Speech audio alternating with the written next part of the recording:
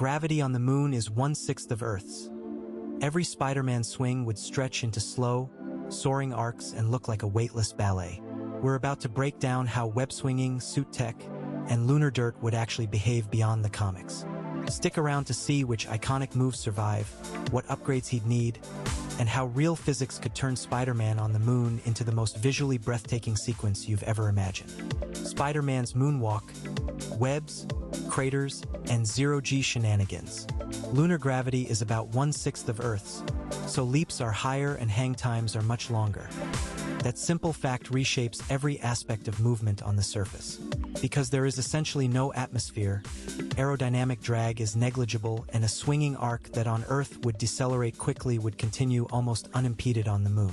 True weightlessness does not occur on the lunar surface, only in orbital freefall, but the reduced gravity creates behavior that often looks like zero-G to observers used to terrestrial motion.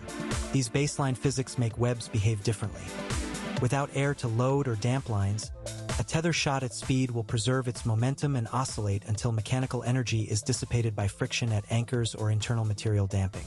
Without an atmosphere, sound does not travel in the vacuum, so the unmistakable thwip of a web shooter would be silent to any external observer.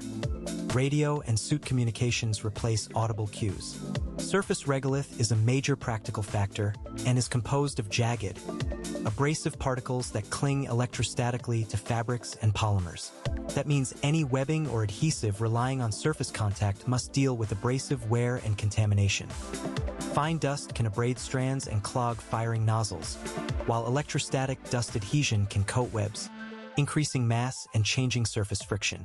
Mechanical anchoring on solid basalt outcrops works better than trying to rely on loose dust. A web anchored in fractured rock or a lander strut will hold far more reliably than one stuck into the loose rim of a small crater. Thermal and vacuum effects change material behavior in ways that are easy to overlook. Polymers can become brittle in the cold shadowed regions of the moon and can outgas in a vacuum, which alters adhesive properties and can cause foams or elastomers to lose integrity. Any deployable web system intended for lunar use would need low outgassing formulations and temperature-resilient chemistry, or else risk embrittlement during night-side operations. For example, adhesives that work well in Earth labs often fail under vacuum tests because trapped volatile components boil off. A lunar-capable web compound would require qualification to ensure it doesn't evaporate or shatter when exposed to the moon's thermal extremes. Kinematics and momentum management are where the fun and danger live. A high, graceful double jump becomes a long parabolic arc that can overshoot landing zones by tens of meters if velocity is misjudged. Anchoring mid-swing to a distant boulder without compensating for the tether reaction throws the swinger into rotation. Short, use of multi-point tethers is practical. Firing 2 or more lines to distribute loads and create a controllable tension net lets a traveler change direction or arrest motion more smoothly. A single misjudged tether can send you spinning.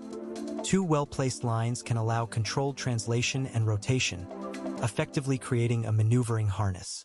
Dust and abrasion produce operational examples that feel very real. A spider line dragged across a crater lip will pick up regolith, and the added grit will abrade suit joints and compromise seals over repeated use. Small impacts from micrometeorites and lofted particles are a continuous hazard. Thin filaments exposed in the open can be cut or pitted and lose tensile capacity, so redundancy is vital. In practical terms, using webs to tether a rover or secure cargo would require sacrificial or replaceable tether segments and inspection after each excursion. Finally, creative uses arise from the environment rather than the other way around. Webs acting as safety tethers to slow descent into a shadowed pit, nets to catch a drifting instrument, or tension sheets deployed as temporary sunshades all play to the moon's peculiarities. Short hops between illuminated ridges to recharge suit batteries are efficient. Longer arcs are exhilarating. Each maneuver must be planned with the lunar vacuum, abrasive dust, thermal cycling, and 1/6 gravity in mind to keep the theatrics from turning into technical failures.